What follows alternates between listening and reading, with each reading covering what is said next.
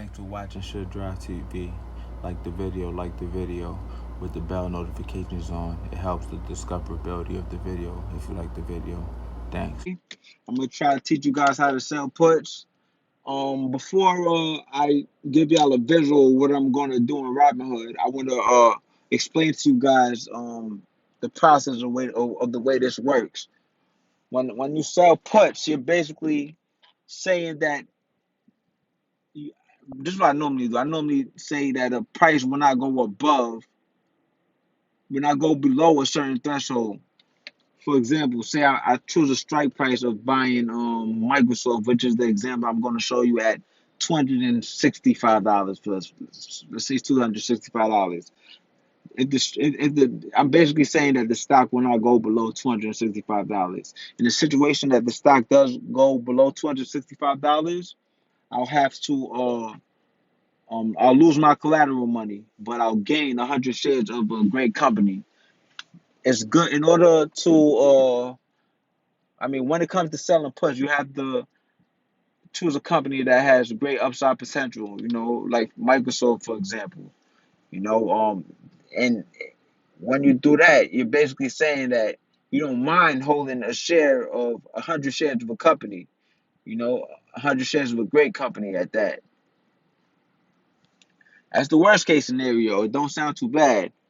But if it goes to say $210 and you put your strike price at $260, no, it doesn't. You still have to buy it at the strike price of $260, which is 260 times 1,000. I mean $26,000, which is because it's 100 shares, right? So you basically lose a couple of money, but at the end of the day, like I said, it's not that bad of a deal. Especially if you look at the 5-year analysis of the chart, within 5 years, that stock should be way more in the future if you choose to hold it for that long. Now, the best case scenario is you get to keep your collateral money. Once you get to keep your collateral money and you get the maximum profit, whatever the maximum profit is. So I'm gonna open up the Robinhood account. Um, and another thing, yes. So it's always good to look at a 5-year analysis of the chart to see if the company is worth holding and will go upwards. You understand me? So it's exceptions too, because you could even look at the pandemic, which happens rarely. Is a situation where you can analyze a company based over the fundamentals of a company. It might change. If a company had poor fundamentals, it might change. During the pandemic, we had the virus and all of that. And you can think of one company I could think of is Peloton. You can think of Peloton, like Peloton is like, okay, it's gonna and profitability of the company is going to increase because a lot of people need gyms now, and Peloton at the time was at the forefront of um exercise equipment in terms of the stock market. So in situations like that, you could decide to sell a put on that you think a stock is going to go up, but other than that, you could also do it if you're a good investor and you know how to analyze stock markets and you know how to analyze, what will make a company go up, But that takes a lot of skill. So right now, I'm just trying to focus on the beginning phases of it. So let me walk you through the Robinhood app right now and show you how it's done. Basically, go on Robinhood, trade.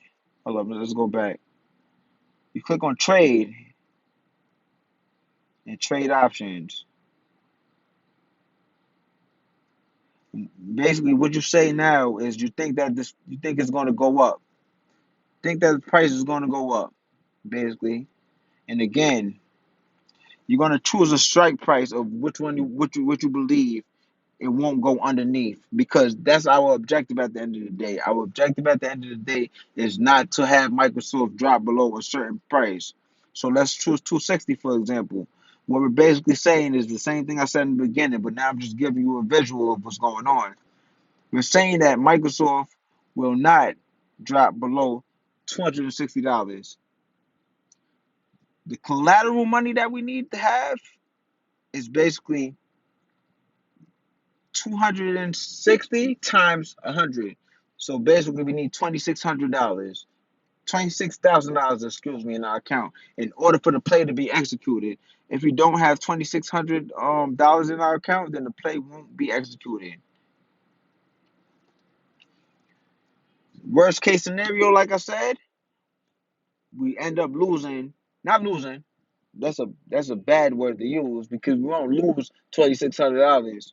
We end up buying $2,600, $26,000. I keep saying 100. I don't know why. We end up buying $26,000 of a great company. So basically, we end up buying 100 shares of Microsoft at the strike price. Whatever the strike price we set, which is $260, we have to buy it at that strike price because in our contract we basically said that the stock will not go below $2,600. So if it drops to 21, which is 21,000, we got to buy that 2,600. That's a bad analogy because that's not really what happens with Microsoft. But just to give you how selling puts could be bad if you choose a bad stock. Now, in a good scenario, you basically get to keep the maximum profit and keep your collateral money. So basically, you gain $415, and you can do whatever you want to do with your money at the end of the day.